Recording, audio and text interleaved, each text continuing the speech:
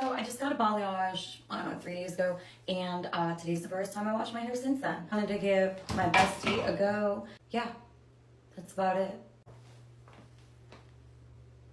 So in case you don't know, this is a Tideway high-speed hair dryer. It's amazing. If you don't have it, you should get it. Got the normal speed, the high speed. Can't really tell the difference in sound, but fan speed for sure. Cold, warm, hot, cycling through. I realized I should probably brush my hair first, you know? Now, I'm not big into styling my hair. I don't have the proper tools to style my hair, but we're gonna try. We're gonna try. We're just gonna try. Let's go. Yes, my brush is absolutely disgusting, but we're not here for that. We're here for the hair dryer.